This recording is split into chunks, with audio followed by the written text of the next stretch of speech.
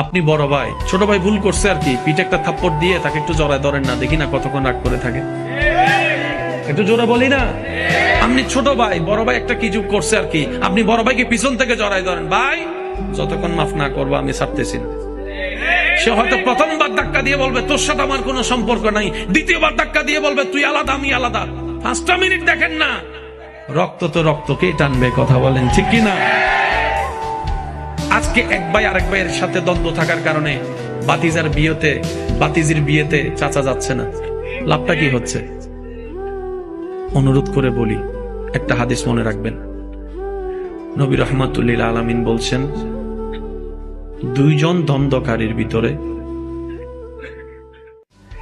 যে যত তাড়াতাড়ি তার বিপরীত পার্সনকে মাফ করে দিবে, আল্লাহ তাআলা খুশি হয়ে তত তাড়াতাড়ি তার গুনাহ মাফ করে দিবে।